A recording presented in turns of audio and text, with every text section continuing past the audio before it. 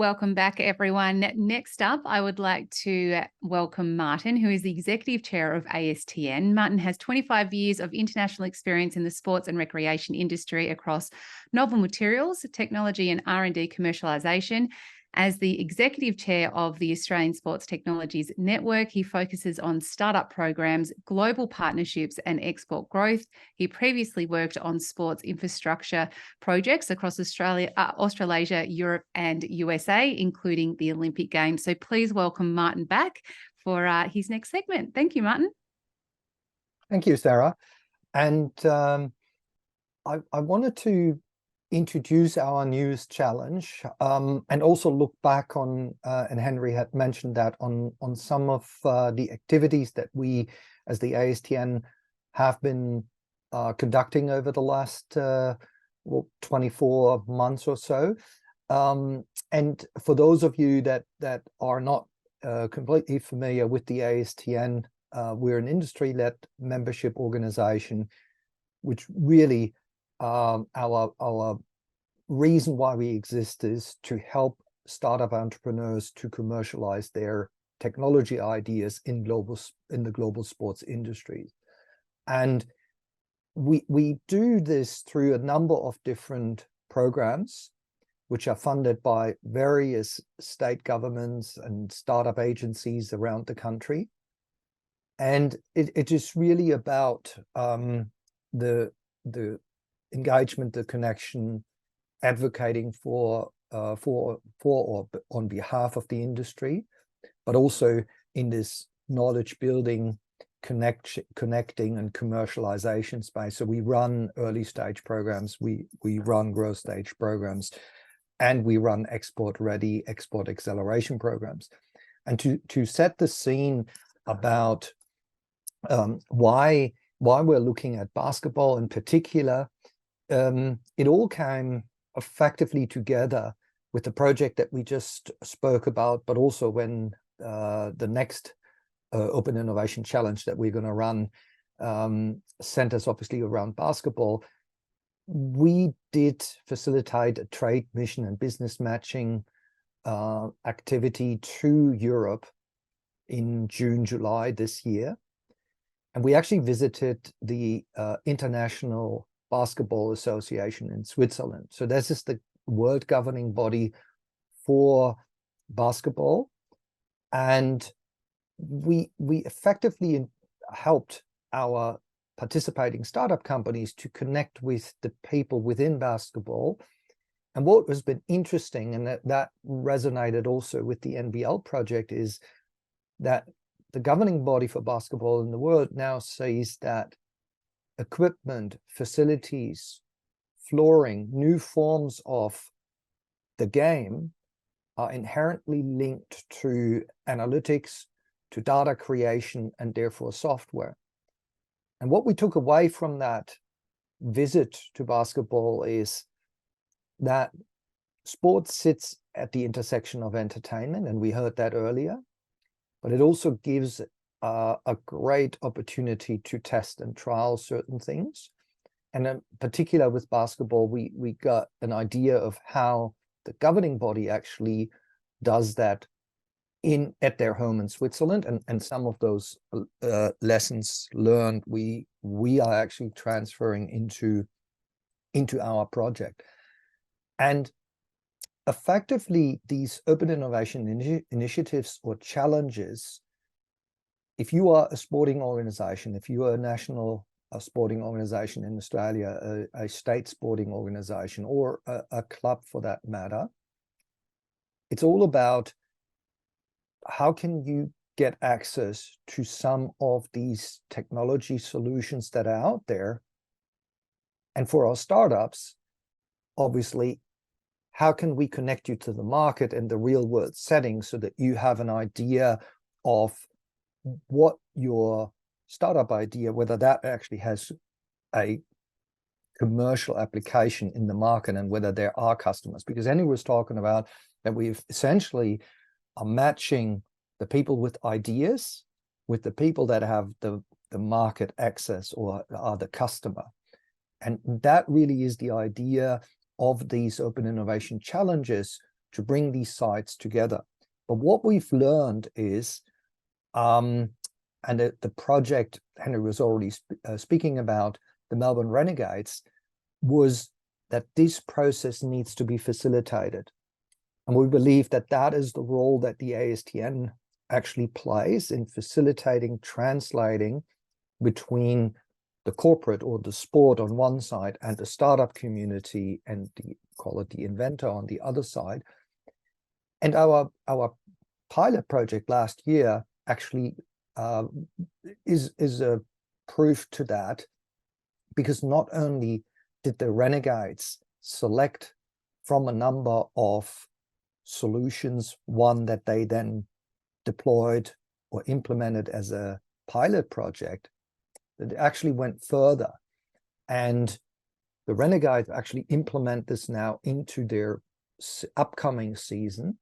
And the startup on the other side, on the back of this pilot program with the Melbourne Renegades, are obviously now engaging on commercial terms for the next season, but they're also leveraging that by starting to talk to other teams and other sports around the country. And I think that is ultimately what we want to get at, that we combining the market need with a new idea, but then turn that into a commercial outcome.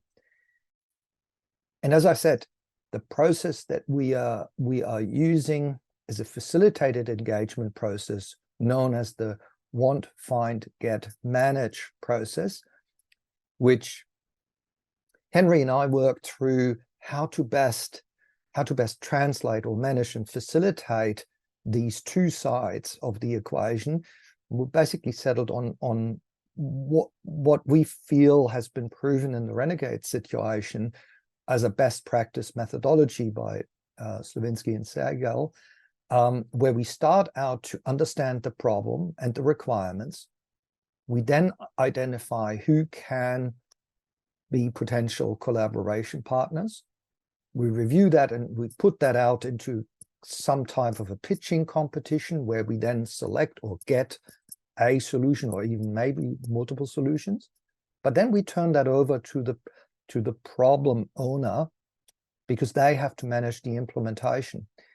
And as you probably saw in the case study before, that's what the Renegades did. They underwent this process, and they are now managing or have managed the implementation, not only in the pilot project, but also now from a commercial point of view.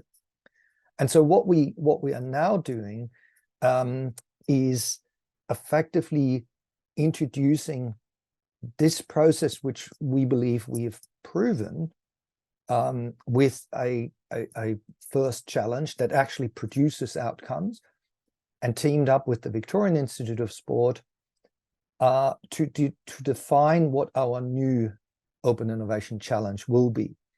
And for that, Sarah, I think we're going to welcome again a couple of other guests to the fireside chat now.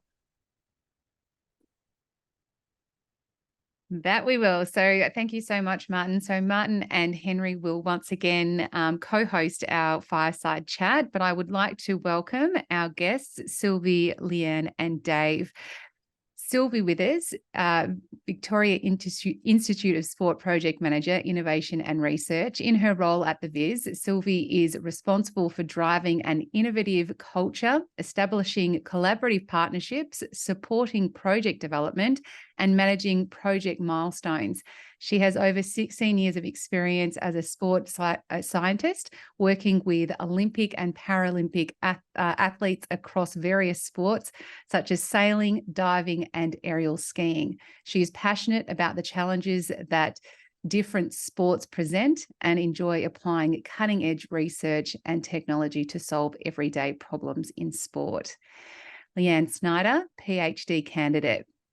Leanne is a PhD candidate and strength and conditioning coach at Western Australian Institute of Sport. She is in the final year of her PhD research investigating the demands of elite wheelchair basketball competition with the goal of optimizing physical preparation practices in wheelchair basketball.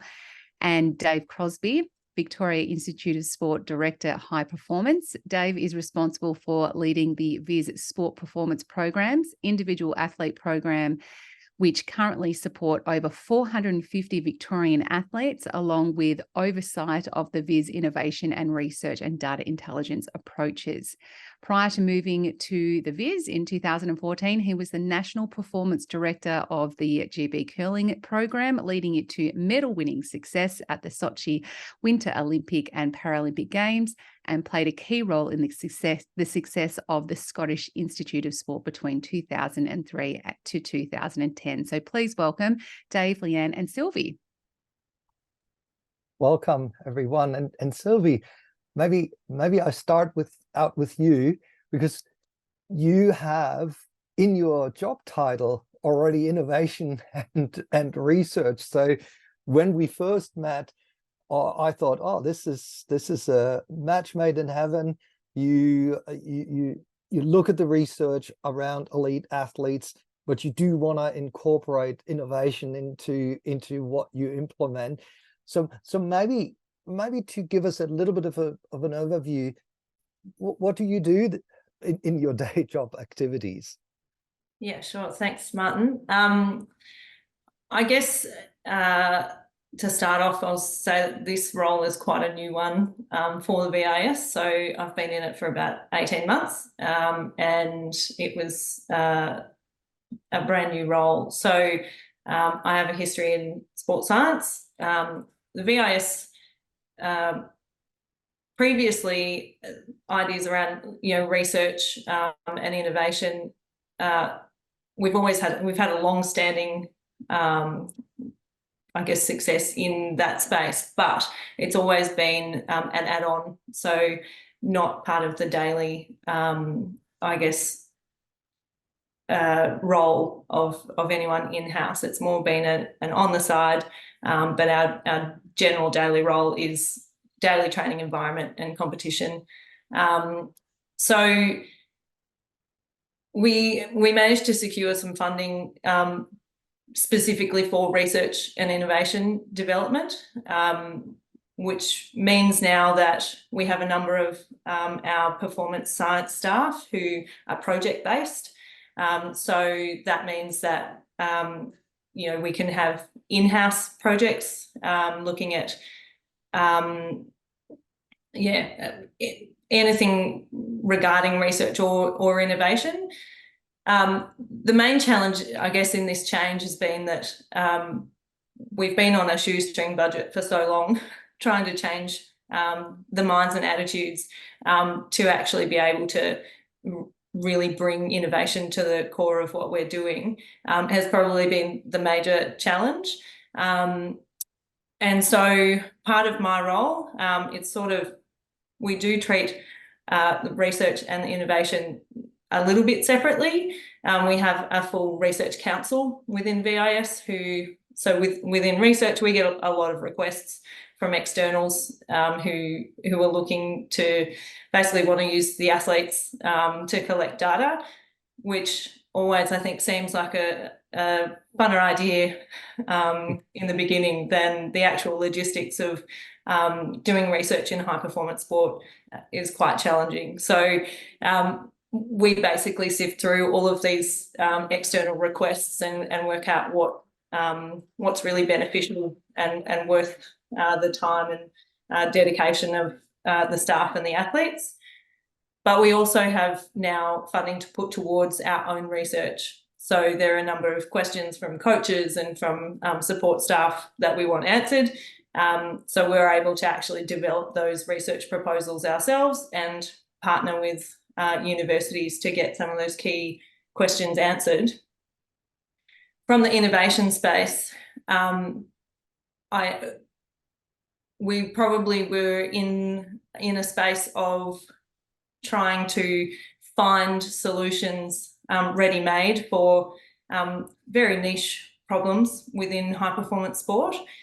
So often just not quite meeting the mark, but accepting that was sort of, all we had to work with at the time. But now we're really looking to expand again a lot around collaboration and partnerships with externals. We have incredible expertise across a number of disciplines within VIS, but we don't necessarily have the capacity to, build new novel ideas. So that's where part of my role is trying to seek, relationships with other externals that can help us to answer some of these questions, rather than, just trying to put a solution, commercially available solution that doesn't quite meet the mark. We want to start actually developing bespoke solutions to the problems. So effectively, with your role, you opened up effectively from being internally focused to now consider external partnerships, collaborations as well, right? Yeah. And so we've always had like reasonable relationships with the universities, but I guess no one actually dedicated to nurturing and upholding those relationships. It was a bit more as needed, and so I guess a part of my role is really making sure that we also know who to go to for particular problems, and are able to reach out and I guess take some of that the time load of creating those partnerships and relationships off some of our specialists. Yeah. And Dave, with obviously getting Sylvie on board, and she's been speaking to the fact that she's been there now for 18 months in that role, sort of that and that's based on my experience when obviously ASTN and the VIS started to engage. So the widening up the outside engagement to also now include the startup community and the tech community in a wider sense. Give us an idea what does that mean internally to the VIS and to because Sylvie is already talking about that this is a different model through not going through a procurement channel necessarily. So how is that different from your perspective? Well, first of all, I just going back to Henry's presentation at the start, and then the slide he had around Barcelona, I think is quite prescient of actually the sort of the structure that we're sort of moving into. Well, yep, we've done a lot of internal stuff. We've had some ad hoc relationships with universities, but now we've got that bit more resource.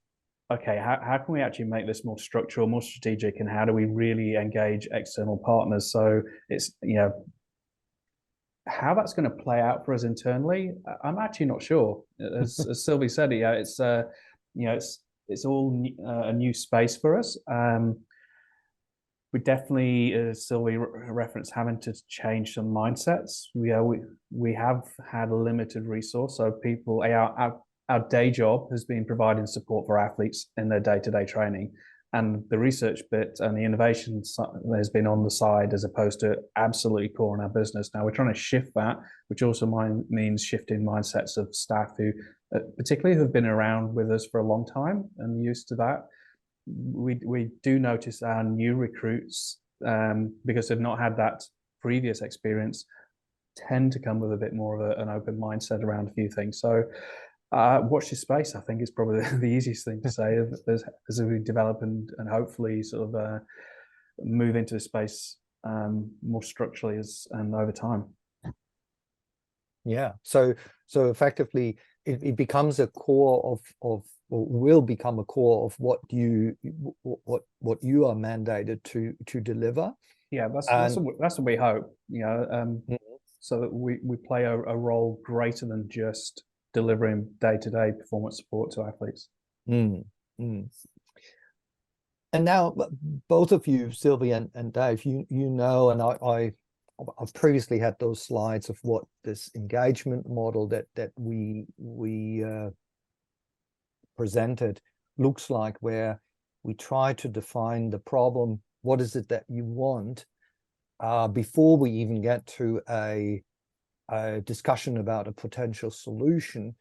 And I guess that in itself, for both of us, both of our organizations, was a learning experience in itself, because where we started out initially versus where we are now, to the point that we can define a challenge, is quite it has been one, it has been some time, but both us having a workshop in earlier this year, and I'm talking the beginning of the year, now to where you considered certain things internally, that has taken resources internally. It has taken time, but we probably are now in a point that we can define the problem that we want to put out as a challenge. And maybe Dave, to start with you, can you, and then Sylvie, you can add to that. Can you illustrate that a little bit for our audience? Because as Henry said, understanding the problem is not trivial, and unpacking that led us through a number of different considerations. Yeah, as you say, it's been a bit of a journey for us and a bit of a process. And I think, you talked about your previous experience with the Melbourne Rebels, and I think that was maybe a real learning for you and for us around, we're a complex beast as an organization. As my bio says, we support over 450 athletes across just shy of 50 sports. And so when we first came to you, we'd actually got a number of questions we were interested in, and probably the biggest one, and we're still trying to grapple with that, is we're generating vast amount of data across a lot of sports with a lot of different questions each sport's trying to answer, as opposed to, say, a cricket team or a rugby team who they've got a smaller remit, and they've got a much smaller cohort of athletes, and they're trying to answer a smaller number of questions. And so I think, our first question to you is, well, how can we maybe make sense of that, and maybe try and draw information effectively across different sports to answer some bigger pictures? I think collectively, we realize that's probably too big a question at the moment, and there's so many variables, it makes it really hard to come up with any real clear answers around. So through those discussions with you and your experience of chatting to other organizations that potentially may have been able to help, we revisited some of the other questions. And one of the other questions we talked about was, how do we maximize our ability to understand athlete monitoring to help inform athletes training, and reduce injuries if possible, and maximize training outputs. A lot of the very physiological sports like cycling and rowing and running, there's some well publicized solutions out there and commercial products. And so there was a number of other sports though, we were going, it's actually more difficult to answer that question. So really high-tech sports like skateboarding or canoe slalom, or sports where, what actually is load? And for example, a couple of sports we deal with, diving and aerial skiing, where we're really interested not so much about how far they maybe run or what they lift, but actually the impact on their body, because if a 10-meter diver, every time they hit the water, it has an impact on their body. Aerial skiers, they land from over 10 meters in the air. So that's a really, how do we measure that load on bodies? And then one of the other groups we talked about was wheelchair athletes. There's very little research out there of how their bodies are reacting to, and also particularly for athletes who spend a lot of their time, if not all their time, moving around in a wheelchair, that load is probably higher on their body than ambulant people with walking. And so how do we measure accurately the load on an athlete, both in their sporting environment and then potentially separating it out from their day-to-day, so we get an overall picture. And then it was a question, do we look at internal load or external load? So the external bit, so going back to some of the, the example I used with diving, is it the impacts they have on their body versus the internal load, which is, the more generic physiological impacts on a body. So, using things like HRV and etc. And before we dive in deeper into that, and we'll bring Leanne in, Sylvie, with that background, obviously, yes, there were lots of discussions going on, but how was that perceived in your organization? Because we as a group, we didn't produce any outcomes. We didn't put out the challenge right away. We didn't solicit any solutions. So, and this goes back to maybe what Dave said about that mindset. Did internally people start to question, hey, what are you guys doing? Why isn't there any outcomes? Because certainly from our side, we got the questions, where are we? When are we putting a challenge out? When can startups submit and things like that? So how was that from your point of view? I think in terms of, we have had a couple of little quite a lot of small innovation projects internally happening, but the level of innovation has been bare minimum, and a lot of the time that they have been more around just implementing something new to us, but generally a solution that's readily available. And one of the things that keeps coming up is, what's the failure rate of innovation projects? And, to date, that was 0. It was like, well, nothing's failing because it's all pretty safe. So we wanted to engage in something that actually is big picture. So almost in one way, I think the scope of what this project started out as, I don't know if any of us were that confident that there would be a solution, knowing, the scope of the problem. It was almost comforting to the team to know, okay, well, we're not just completely missing, missing an element here. It is actually a huge and really multifaceted problem. So that needs to be broken down, into much smaller pieces. So I wouldn't say, I don't think there was probably a question on, wow, this is taking a while. But I think that's also a part of innovation as well, is that, you don't know what the end product's going to be. So there's got to be a lot of iterations. And I guess once we actually stopped and pointed the finger at this one particular, much more specific and targeted problem, this has moved a lot faster. There's been a lot of background collaboration as well, though. So we thought, okay, well, this is potentially a problem. Talk to our in-house. So we have wheelchair basketball as a program at VIS. So we spoke with the coach and the support staff there, and then thought, okay, we need to also speak to Paralympics Australia. Through that, spoke to some other people who are doing research in the space, and one of those is Leanne, who's doing absolutely spot on research that that aligns perfectly with this problem, I guess. Martin, I would jump in and say, yeah, it could have been a risk. If the senior management had wanted real quick wins all the time. We're lucky in 2 respects. One, our board have been really pushing for us to really expand our role in innovation. So they're keen for us to sort of really get into this space. So they're really supportive. We have had some quick wins in other innovation projects, which keeps them on board.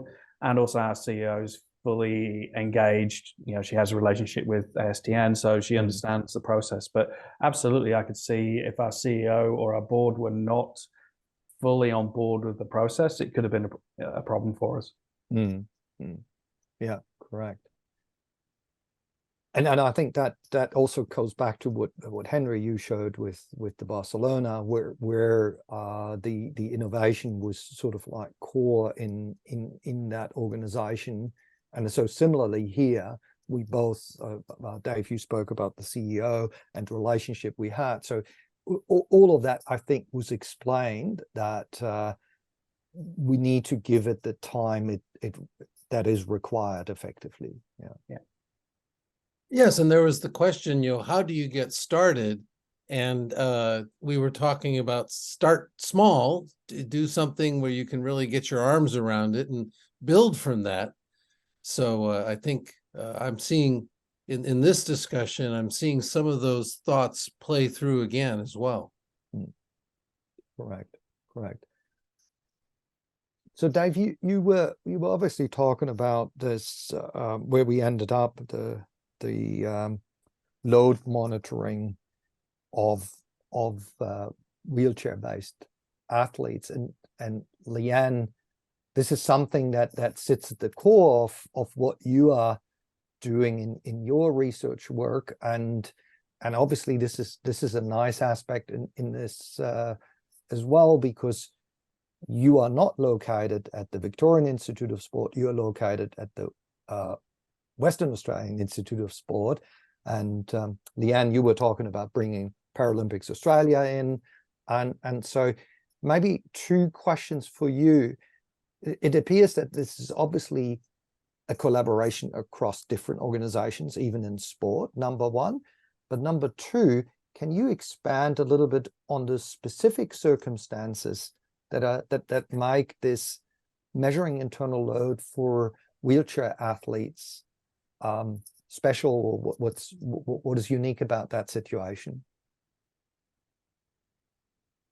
Yeah, so I think what Dave was touching on was that we're having the same problem at WA Institute of Sport. We have a full-time wheelchair basketball program, and we're trying to understand their loads to improve their performance and also reduce their injury risk. And I think what we were finding is that the internal load, so basically heart rate monitors, wasn't really doing the trick for us, because it's a group with a wide range of disabilities, so they all have different responses to exercise, which creates some obstacles. So I think what we're aiming here is to find the best way to quantify their external load, so the movements they're performing that create load on their bodies. So the basis of my PhD is looking at what these athletes are experiencing in competition, and a big part of that is discovering what technologies are out there that do this for us in the best way. And like we've touched on previously, is that there's just not a lot of research on it. So really, like Sylvie said, really spot on with what I'm looking into. I would have loved to have some sort of device like 3 years ago before I started my PhD, but I'm really excited to be a part of developing it now, because I think it's going to be really important for the sport, because we can't just keep applying able-bodied processes to the wheelchair sport, because there are specific nuances that make them not quite right. So So it is specific in the sense that it needs to relate not only to the sport but to the athlete, and you've already identified a gap. So what currently is there does not give you an accurate, is it an accurate picture or a picture at all? Internal load doesn't really give us the full picture, and without really understanding the external load in relation with our internal load, it doesn't give us the full picture really at all. So we just need to better understand. There's been some research on some devices, so it is kind of moving towards finding a way, but I do think there are still gaps to identify. Like, a lot of the research has put devices on the chair, but again, it's a population with a wide range of disabilities, and Some of them have spinal cord injuries, so they can't necessarily move their trunk very much, while others are just below knee amputees, so they have a lot of trunk movement. So if you're just picking up movement from the chair, you're not actually picking up the different loads that are placed on the athlete, because they're all performing different movements to perform those wheelchair movements, if that makes sense. So yeah, that's what it's missing, I think. Yeah, that had a question for you also, as you were describing the landscape of what was known and what was not known.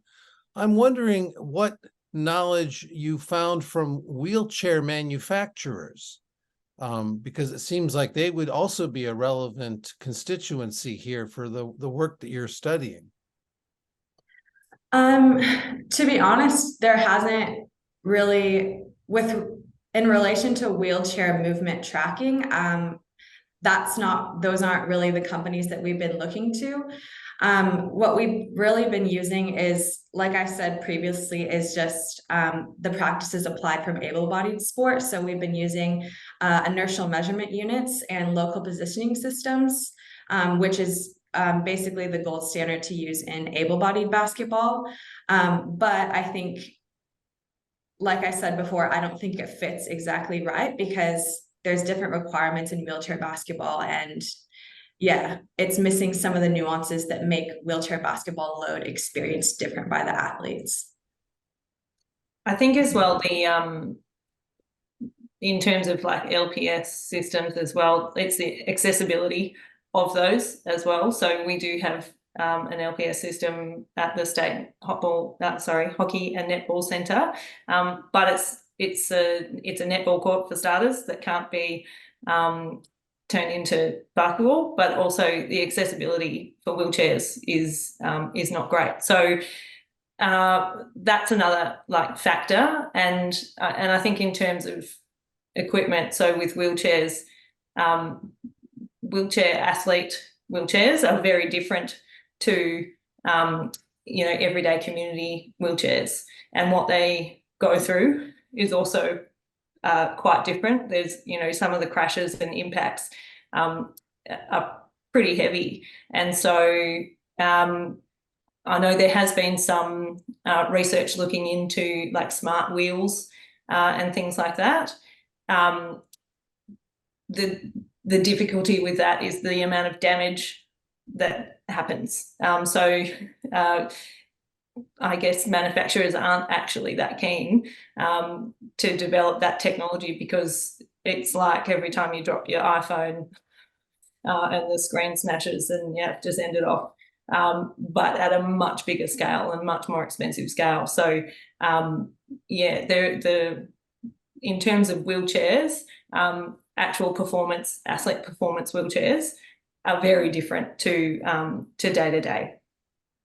Well, it's probably not a completely apt analogy, but I think of automotive companies maintaining Formula One race teams precisely because it puts the vehicles in unusual circumstances that are way beyond what ordinary driving would do, but they find that it helps them engineer better vehicles by maintaining Formula One entries and then harvesting all the data from the Formula One experiences. So I take your point that the wheelchair manufacturers aren't currently thinking this way, but that analogy suggests they may be missing a bet there. Yeah, I would definitely say they haven't got the race on Sunday, sell on Monday mentality, that's for sure. And I guess as well, the other, like a major limitation in a lot of Olympic sports, but in particular in Paralympic sports, is budget. We literally just don't have the budget to develop, or the athletes have the budget to purchase the top of the line, equipment. So the challenges are all over.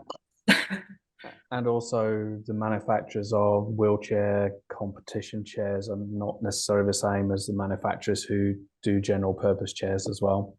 Yeah, they're quite niche companies. So, and coming back to the collaboration now, obviously, Leanne, you are at the Western Australian Institute of Sport. Victorian Institute of Sport is how we engaged. Obviously, you've been brought in because of your what we call topic expertise. How do you view that? Is it just because both have programs for wheelchair basketball, or what do you see? How is that? What may come out of this? How can this be leveraged? Well, I've been in. I'm not sure exactly how long ago the VIS got their wheelchair basketball program, but I think the VIS and WAIS, where I'm based, are the two most prominent kind of wheelchair basketball programs in the country, from the NIN perspective anyways. So I've been in contact with their practitioners for the last couple of years because we're encountering the same issues. So it's been an ongoing collaboration with their strength and conditioning coach and their basketball coach to try to tackle these problems. So yeah, coming together to try to create a solution as we're both having the same problems makes a lot of sense and will benefit all the athletes across the country as well. So effectively a resource sharing and not having to reinvent or duplicating efforts where you can actually benefit jointly out of this, correct? Yes, absolutely. Mm-hmm. And there's a bit of friendly competition between the state institutes in Australia, but ultimately we're still, our primary focus is Australian outcomes. And so if we can work together to get a great outcome for us, the Australian team, then that's great. Yeah. And then there's potential crossovers into other wheelchair sports as well. Wheelchair basketball is our only pure program we have that is wheelchair based, but we support a lot of other wheelchair athletes in other sports as well. So we can find a solution which is, it starts in wheelchair basketball, but there's also potential crossover into other wheelchair disciplines. Then, that's another win for us. Yeah, and you bring up a good point, Dave, because when that was one of the questions that we had. Okay, well, are we focusing on a particular sport? Do we open it wider? But you were very clear. No, let's narrow it down even further.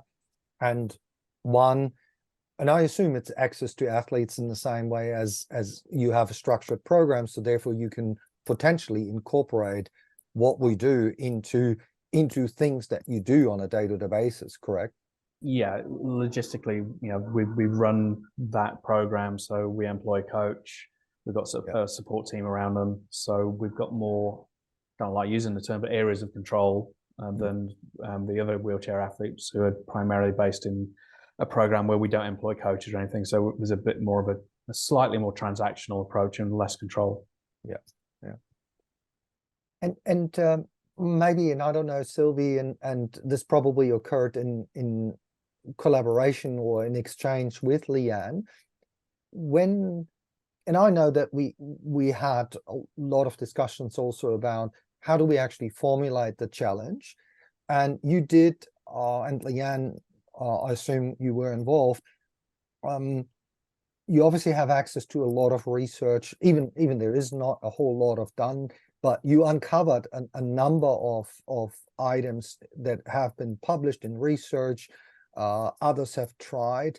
What was that process? Was that basically drawing on your expertise, on Leanne's PhD work, or how did you go about finding what's out there? So a lot of those references came through Ross Pinder, who's the Paralympics Australia innovation guru, and he also had his PhD student, David Hayden, who's works with wheelchair. Well, he did his PhD in wheelchair rugby and now works for Para Athletics Australia, and also Leanne as well. So again, it was through, I had already engaged with Ross on some other projects, and knowing his background, knew he'd be a really good one to go to. So I guess that's the other part, and the part of me, the scientist side of me, that says if we're going to do it, we need to do it properly. It would be easy to just throw out a problem and not do the due diligence and the research, and come up with something that's okay. But in high performance sport, like, we really like precision, and if we're going to be making changes to training programs and loads and things, we need to know that the information we're getting is reliable. So it's important to be able to provide that context, and to see what's already been done. What systems have been used in the research, and what were the issues with them already, so that we can avoid making the same mistakes again, and try and come to a new solution. Yeah. So effectively, you and in your role, you're using the networks that you've built, the connections, the partnerships that you have to then dive deeper into this, and then effectively draw from all sides. Because Henry, there's a question in the chat from Jordi from Barcelona, who asked whether we deployed technologies like machine learning or natural language processing to scout sort of like what was out there, but we haven't been that advanced. We've effectively, as you said, Leanne, we've relied on the person-to-person networks that you guys have built up. And I think probably at this particular problem, there isn't a lot of research out there. So it's pretty easy to do that manually. Yeah. I can imagine with other other problems, the scope is much larger. There's a lot larger data history, but it's pretty limited for wheelchair basketball in particular. Very limited, but wheelchair sports across the board. Research, I mentioned earlier, research in high performance sport is difficult for a lot of different reasons, and a lot of it is around logistics and accessibility to athletes, and getting coaches on board and on side. So when you add extra layers to that and you start talking about para sports, there's another complexity. Wheelchairs, there's another complexity. So the base research out there is not big, which made it, I guess, easier for this to be more conversations with people who are linked to what's already been done. But certainly for other projects, you would need to look a lot wider. And Martin, this raises a point that we've not discussed much yet in today's program, and that's the question of trust. When we're in a domain where there's not a lot of high quality research yet, and we want the work that we're going to do to be done properly, there is something about us humans that we are more comfortable in these situations communicating tacit knowledge when we know somebody, and we're dealing with strangers or in a transactional way when we don't have a strong relationship with them. For a lot of things that are well established and well quantified, that happens all the time.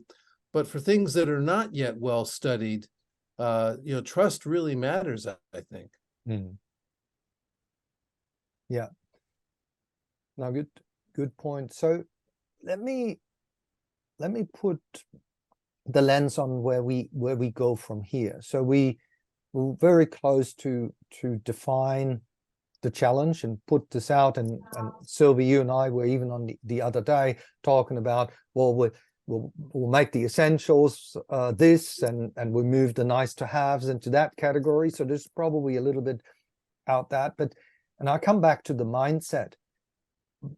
is it fair to say, because it is an area where there is not a whole lot of research to begin with, our expectation is that we need to cast the net fairly wide. So we can't just look for matter of simplification to Australia. You guys are actually open to say, well, let's search globally and invite solutions from the global audience. Yeah, and I think as well the other element is not limiting it to only sports organisations. You know, so Yeah. I think in some of your briefs you've talked about, you know, there may be something already happening in the medical, you know, field, or you know, in a different I guess industry. So at this point, you know, we don't think there's no harm in casting the net really wide and seeing what we get, because also I think if we were to cast the net too small, if we were going to say only Victorian companies, we probably wouldn't, you know, get that many responses, to be honest. So we would rather cast quite wide and see what's out there, if there's anything that we're missing already, and see if we can come up with a solution. Yeah. So which I think is an interesting point that you raise, and Henry, you were talking about the adjacencies. Is what we do here in this project maybe transferable to the consumer end of the spectrum? But we're seeing here, obviously, with what Sylvie just described, that we're open, even if somebody says, well, I haven't deployed this in sport just yet, but I have maybe an inclination that this could work. We are willing to experiment, and I think that's part of that mindset change, Dave, that you were talking about, because certainly there is not a guarantee that that something might work, or might give us the answer that we're initially looking for. Well, something that I would predict, not having seen any of the data, so I am in no danger of having contaminated myself here, but an MIT professor named Eric von Hippel is very well known for user innovation. And this is a domain where I would imagine athletes themselves might have made modifications and done experiments just for their own personal performance. And at the moment, those are probably not well documented and probably not well shared or studied. But I would guess that there is a lot of hacking going on amongst high-performance Paralympic athletes who are trying to overcome challenges and maybe give themselves a little bit of an extra advantage by trying things. Leanne, is this maybe something that you've seen, that athletes have repurposed something that's out there and tried things? I think the example that comes to mind with that, I think, first of all, these wheelchair athletes are used to kind of making do with what's available, like sports science wise. So, I mean, for example, one of my athletes has just using like the Apple Watch. For the longest time, they didn't have like a wheelchair specific kind of mode in there for exercise, but they've just come forward with that, and it yeah, just seeing the excitement and knowing that it's actually specific to them, and then they have more trust in that data, knowing that it's designed specifically for wheelchair movements. Yeah, I think that's really the only example that I can think of yeah, those the differences and making it work for them, I think. Which raises an interesting point. So maybe there is somebody out there who can take an existing device and rejig it or reprogram it or interpret the data in a different way that hasn't been done just yet. So because obviously you're right, Leanne, the Apple Watch, you, like in this case, you can select what sport, whether you run, you swim, you do this or that, and if there is no program that applies to your specific situation, then the data that the device generates is misinterpreted. So that could be another option for someone as well. Take an existing device and modify that. Yeah. Yes, absolutely. And yeah, seeing the technology that's already out there and taking the pieces that work for this project, I think is a really good way to move forward. And I think as well the key thing I think we may find on it, not waiting for a perfect solution. You know, if we can find a solution which is good enough, you know, air quotes around that, to get things going and really be able to give us some insight, then you can iterate improvements as we're going along. You know, the real danger for in high performance sport is you wait for the perfect solution and somebody does something which is not quite as good but good enough, and then they get the competitive advantage over you. So yeah, it's there's almost a bit of an inherent tension in high performance sport. And Sylvie said earlier that we like the data to be as good as possible and as accurate as possible, but if you keep waiting for that perfect solution, somebody else goes for something that's a bit dirtier but actually does the job and gets ahead of you. So there's a definitely a compromised mindset you have to have at times.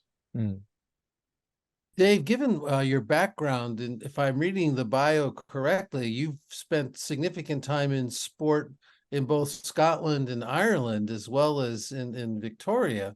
Mm-hmm. Are there any insights or connections from your prior history that could be brought to bear here? Not really. One of the sports I worked presume they have wheelchair basketball as well, right? Yeah, I had no contacts on wheelchair basketball. One of the sports I worked closely with was wheelchair curling, and no, they didn't do anything. And we did start talking for a while about how do we measure, the physiological response for wheelchair athletes. And as Leanne pointed out, there's some quite significant differences between athletes without an impairment and athletes in a wheelchair, and they vary depending whether the spinal cord injury is, or if they're not a spinal cord injury athlete. But actually, it's still really, there's not a huge amount of research into that space. So, I've not been in the UK now for 9 years, but I'm not aware of any major stuff that the UK have really got into that space as well. It is still a fairly immature space in high performance sport that's got to be explored a lot more. And some of that is because every sporting population in the Paralympic space is much smaller than in the Olympic space. And there's so many different subcategories of classification in each sport that, there's just so many different variables that it's been a much more less well-researched area. So the combination of fragmentation and many fewer resources. Yeah. And yes, it's a good point. Paralympic sport has been much less invested in than Olympic sport. And that's worldwide, not just Australia or the UK. But also probably has much greater scope for innovation. Yes, obviously, where there is a challenge, there comes along with an opportunity. Exactly. Yeah. Good. Well, maybe for our audience, we're obviously gonna try to finalize the challenge. It will go up live on the ASTN website, hopefully in a couple of weeks of time. And there will be lots of information in terms of what Sylvie and Leanne were talking about, what has been made available and what the basis for the challenge is. So we will disclose that, and then we invite those through our networks, and we're obviously talking not only to the ASTN network, but also to Paralympics and others, and even other groups outside of sport, to then for people to submit their possible solutions. And once we see what's coming in, then we'll also let you know where we drive this forward and how we drive this forward in terms of speaking to those that submit answers. So with that, Sylvie, Leanne, Dave, thank you very much for sharing your insights along the journey, as you said. Well, this has taken a long time, but I think we're at a point where we've defined the challenge in a way that we can go out, and I'm really looking forward to us moving into the next phase of this innovation challenge. So thanks again for your time, and Sarah, I hand over to you. Thank you.